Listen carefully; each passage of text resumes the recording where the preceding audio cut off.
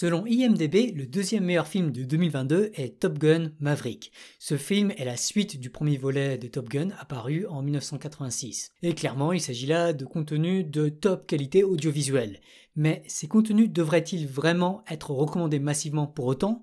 Quelles sont les conséquences sociales d'une consommation massive de ce contenu distractif? En tout cas, l'armée américaine s'est clairement beaucoup posé ces questions. Après tout, selon Wikipédia, je cite, « Le film a été activement soutenu et influencé par le ministère de la Défense et la Marine des États-Unis d'Amérique afin de présenter l'armée américaine sous un jour positif. » Et d'ailleurs, à la sortie de certains cinémas, l'armée américaine recrutait. Qui plus est, toujours selon Wikipédia, le personnage principal du film est inspiré d'un militaire américain, un certain Duke Cunningham, et en particulier des prouesses de ce soldat dans la guerre du Vietnam. Une guerre où plus de bombes ont été larguées sur un territoire très restreint qu'il n'y a eu de bombes lancées pendant toute la Seconde Guerre mondiale.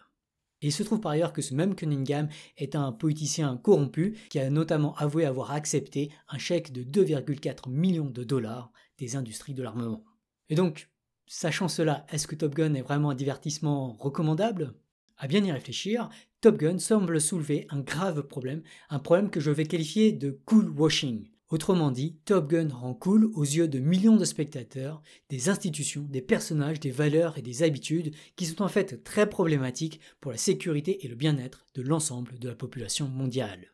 Je parle là bien sûr surtout de l'engagement dans des forces militaires sans se préoccuper de la nature, de la légitimité et du bien fondé des conflits dans lesquels ces forces armées sont engagées. Mais ce n'est pas tout.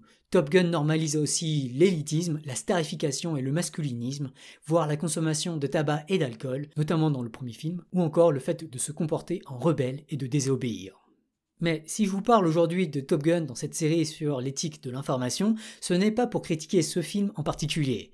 Le problème du cool washing est beaucoup plus général. Et ce dont je vais essayer de vous convaincre, c'est qu'il s'agit même de l'un des plus gros dangers informationnels pour nos civilisations, en servant bien souvent de distraction stratégique dont les entreprises privées et les gouvernements abusent abondamment pour que les informations qui les dérangent deviennent des mute news, c'est-à-dire des informations essentiellement réduites au silence car beaucoup trop peu relayées. En particulier, le plus grand danger de la spectacularité des IA à mon sens, notamment d'applications comme les chatbots ou les générateurs d'images, voire des promesses d'application de l'IA dans des domaines comme la santé, le plus gros problème avec tout ça, à mon sens, ça me semble être le cool washing que l'enthousiasme pour les IA provoque. En attirant les talents vers le développement précipité de ces technologies, ce cool washing provoque non seulement une pénurie de talents en sécurité des algorithmes et même en cybersécurité de façon générale, mais de surcroît, il freine la régulation de ces technologies et l'attention pour leurs effets secondaires indésirables. J'ai tellement souvent entendu des chercheurs, des ingénieurs et des cadres défendre l'importance de ne pas freiner le progrès ou l'innovation parce que tout ça c'est cool sans que ceux-ci ne prennent vraiment le temps de bien réfléchir aux conséquences sociétales de ces technologies ou même plus simplement au fait que ces technologies puissent être réutilisées à des fins malsaines. FreeBlue1 concluait dans sa vidéo sur la progression exponentielle du Covid en mars 2020 avec le dicton « La seule chose à craindre, c'est l'absence de crainte même ». #MetaMeta. Je crains que, à cause de la distraction stratégique et du cool washing, dans beaucoup de cas comme le cas du tabac, du changement climatique ou en particulier ici le cas du développement des IA, il y a beaucoup trop souvent lieu de craindre avant tout l'absence de crainte. Bien plus que les fake news, le plus grand danger est ici celui des mute news. Or, malheureusement, les fake news attirent aujourd'hui toute l'attention et les financements, par exemple au niveau académique, au niveau médiatique ou encore au niveau législatif, faisant ainsi du problème des mute news elle-même une mute news. #MetaMeta. Il y a quelques semaines, j'ai eu l'honneur d'être invité à Flame, un événement académique organisé par Meta à l'Institut Henri Poincaré. Pour ceux qui n'ont pas suivi, Meta c'est le nouveau nom de Facebook. J'y ai parlé des problèmes de cybersécurité en machine learning et en particulier de l'importance des théorèmes mathématiques pour évaluer la vulnérabilité des algorithmes développés en apprenant des données d'utilisateurs. Mais le thème global de la conférence était très différent. Il s'agissait davantage de réunir ceux qui appliquent le machine learning aux mathématiques. Et force est de constater que les algorithmes modernes de langage sont capables de prouesses vraiment spectaculaires, souvent même très largement surhumaines, notamment lorsqu'on les combine à la formalisation algorithmique des preuves mathématiques et à des algorithmes de vérification de preuves. Et très clairement, à cette conférence, Big Tech était largement surreprésenté, qu'il s'agisse de Facebook, Google ou autres OpenAI, par opposition aux académiques qui n'ont généralement pas accès à suffisamment de supercalculateurs pour effectuer les calculs monstrueux nécessaires pour concevoir des algorithmes surhumains en mathématiques.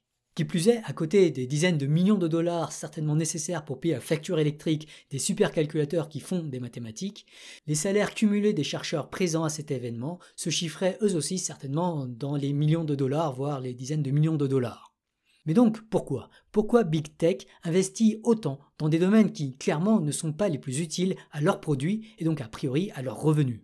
Pourquoi Facebook, pourtant dans le dur financièrement, investit autant dans le machine learning pour les mathématiques ? Pourquoi Google a-t-il racheté DeepMind et les félicite de faire des algorithmes pour bien jouer aux échecs, au Go et aux jeux vidéo, ou pour résoudre des problèmes comme le repliement de protéines ? Et pourquoi OpenAI investit autant pour produire des IA artistes capables de générer des images spectaculaires ou de converser avec des millions d'humains de manière bluffante mais absolument pas lucrative ? Qu'est-ce qui justifie, d'un point de vue économique, le salaire de ces chercheurs et des machines utilisées pour développer des algorithmes capables de mathématiques pures ? Telles sont les questions que je n'ai cessé de poser aux participants de la conférence. Et oui, j'ai fait ma petite expérience quand j'y étais. Eh bien, ce qui s'est passé, c'est que non seulement les gens n'avaient pas de réponse à la question, mais bien souvent, ils ne s'étaient même jamais posé cette question. Tous ceux à qui j'ai parlé étaient avant tout beaucoup trop distraits par la spectacularité des algorithmes qu'ils avaient développés. Eh bien, il me semble que c'est justement ça l'objectif économique de cette conférence. Il s'agissait de tenir un ton positif sur l'intelligence artificielle, de s'auto-persuader des formidables applications potentielles de l'IA et de ne pas se laisser distraire par les problèmes géopolitiques que le développement et le déploiement de ces algorithmes posent en pratique. Autrement dit, il s'agissait de normaliser l'impression que l'IA c'est avant tout cool et que du coup, freiner son progrès spectaculaire a quelque chose de presque immoral.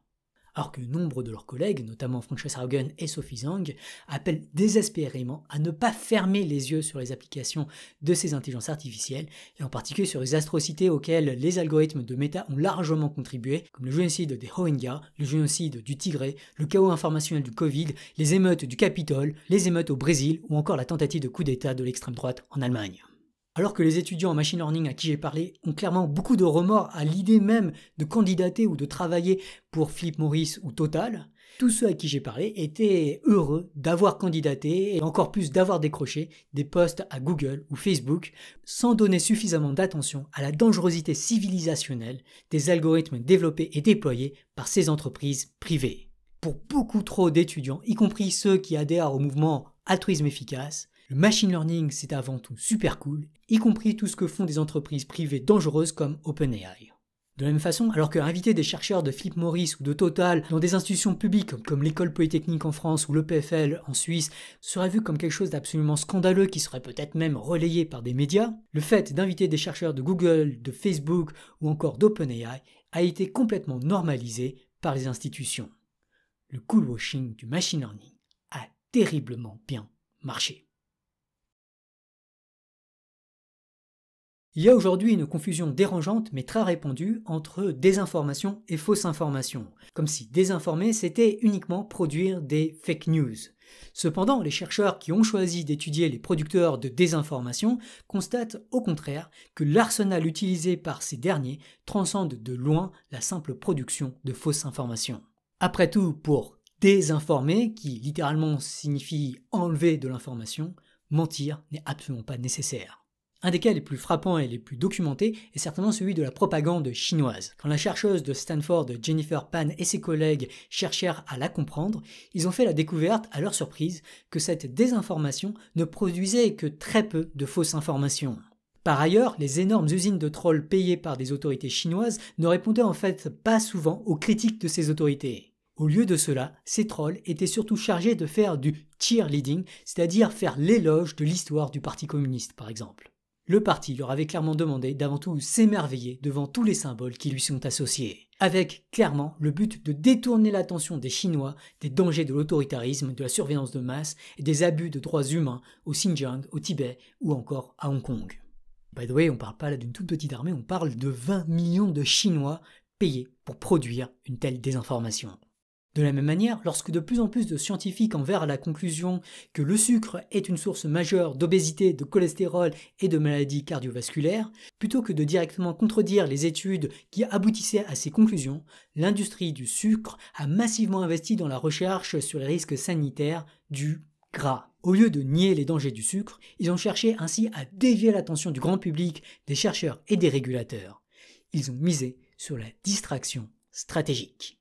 En fait, il y a même une industrie absolument massive qui a commercialisé et normalisé cette stratégie de distraction pour que le grand public ne prête pas attention à ces dangers. Vous voyez de quelle industrie je veux parler ? Petit indice, cette industrie est si énorme qu'elle est devenue le cœur de métier de plusieurs des plus grandes entreprises des technologies.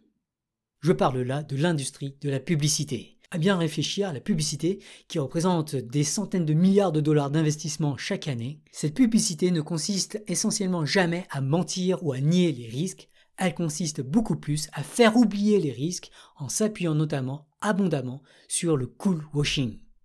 Et pour optimiser ce cool washing, beaucoup d'industries dangereuses ont misé sur des stars mondiales, à l'instar du footballeur Maradona qui a posé pour Coca-Cola, ou de Beckham, Raoul et d'autres joueurs de football qui ont donné leur visage à Pepsi.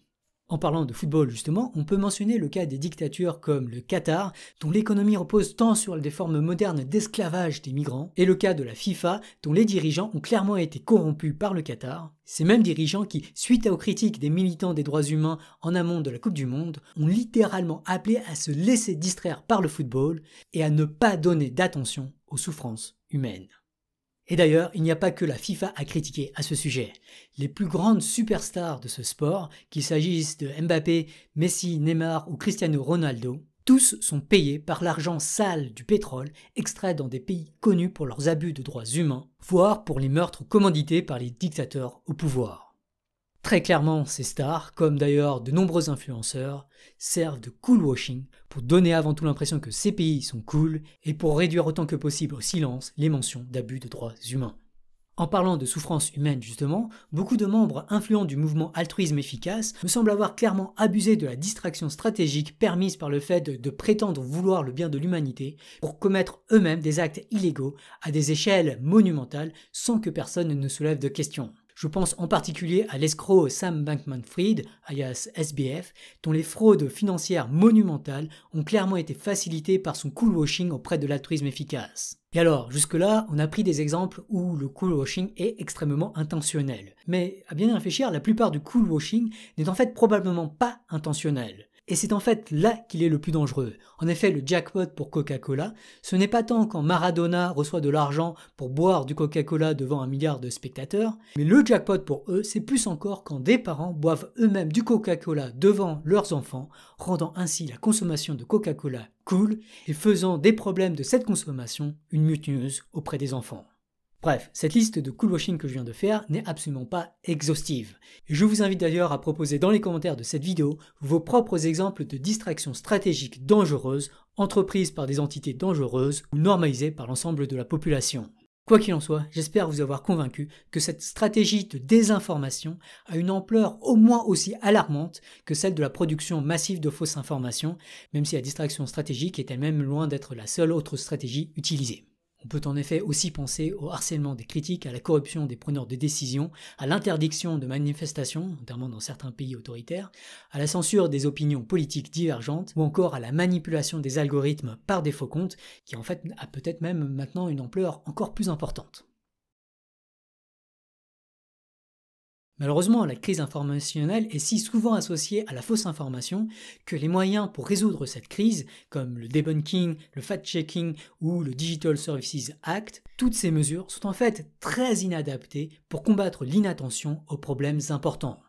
Pire encore, en faisant du problème de mute news une mute news, ces mesures peuvent en fait aggraver le problème attentionnel et donc la crise de l'information. Finalement, est-ce que le debunking d'une théorie obscure et méconnue n'est-elle pas elle-même une pollution informationnelle ? C'est en fait pour résoudre ce problème de l'inattention que Tournesol a été lancé. En mars 2020 en particulier, on s'est bien rendu compte de l'inattention alarmante qu'il y avait au danger du Covid-19. À ce moment-là, beaucoup plus que les fausses informations, le problème était que trop peu de gens étaient exposés à des informations d'intérêt public, notamment au sujet de la croissance exponentielle de la pandémie et sur l'urgence à rester chez soi pour éviter un effondrement des services hospitaliers. Pour être précis, Tournesol a été lancé 1 mois et demi après, en mai 2020, après ma vidéo intitulée « La bataille de l'information ».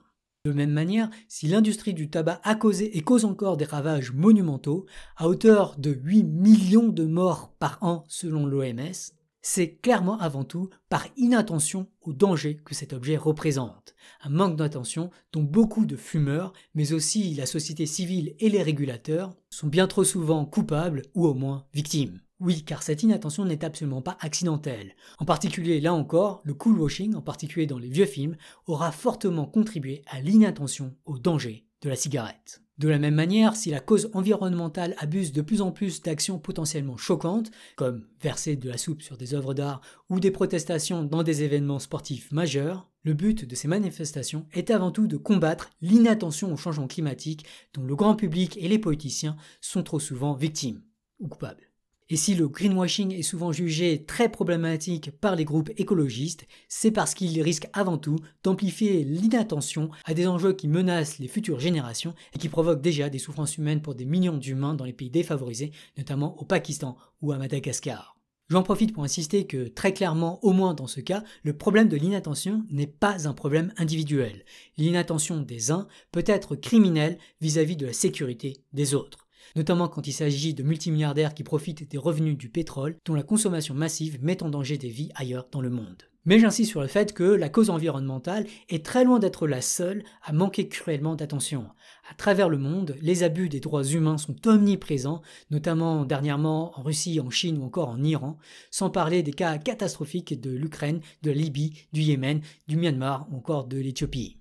Or, bien souvent, l'attention est critique pour que les États se mobilisent et viennent en aide aux populations démunies, à l'instar de l'énorme soutien qu'a reçu le peuple ukrainien, un soutien que beaucoup d'autres peuples n'ont pas reçu. Dans tous ces cas, l'inattention est ni plus ni moins une question de vie ou de mort, potentiellement pour des millions d'individus. Mais encore une fois, la liste que j'ai donnée des sujets qui pêchent par inattention est loin d'être exhaustive. Je pourrais aussi signaler le problème de l'inattention aux problèmes de santé mentale, l'inattention à la radicalisation et aux tentatives de coup d'État, et l'inattention à la cybersécurité, qui aujourd'hui me terrifie plus encore que les risques de guerre nucléaire.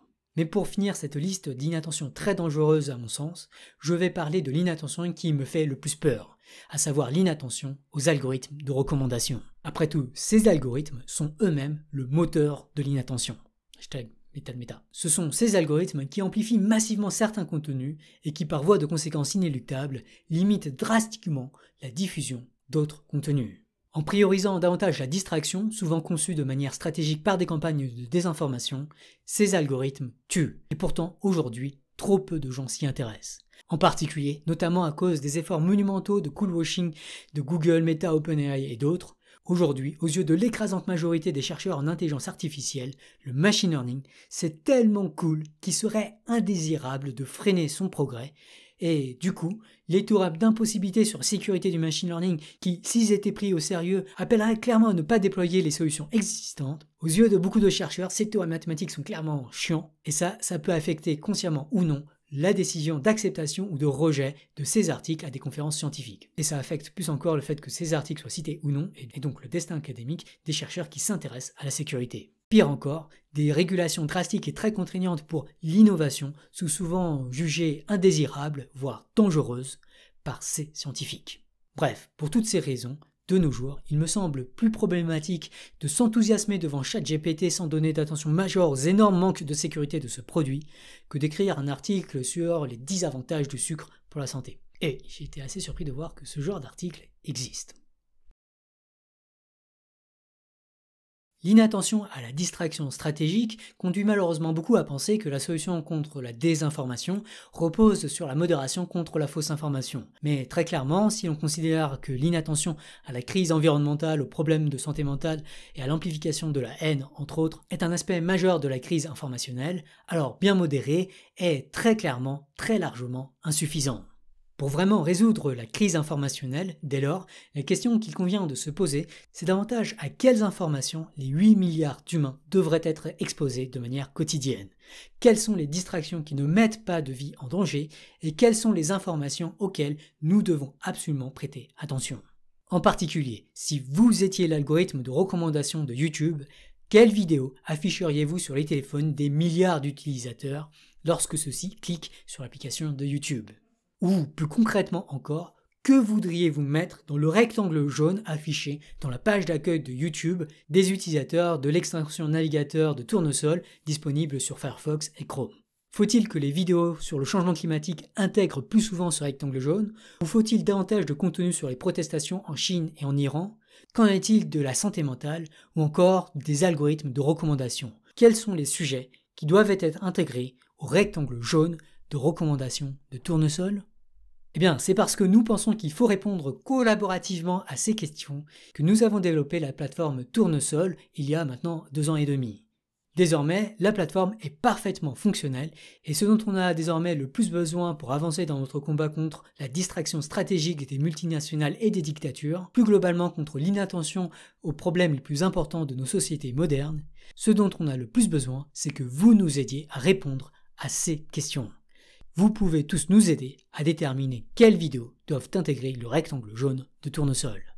Pour nous aider, tout ce que vous avez à faire, c'est créer un compte sur Tournesol, vous connecter à votre compte et nous dire ensuite, entre 2 vidéos que vous avez vues par exemple récemment, laquelle de ces 2 vidéos devrait plus souvent intégrer le rectangle jaune de Tournesol. Et notez que pour répondre à ces questions, il est clairement critique de comparer toutes sortes de vidéos, y compris des vidéos qui parlent de sujets très différents. En fait, c'est précisément ainsi que vous nous aiderez à déterminer collaborativement quels contenus sont des mute news qui souffrent d'inattention et devraient ainsi être davantage discutés. J'espère que je peux compter sur vous pour nous aider à combattre l'inattention aux enjeux majeurs du présent et du futur dont les distractions stratégiques des campagnes de désinformation sont si souvent responsables.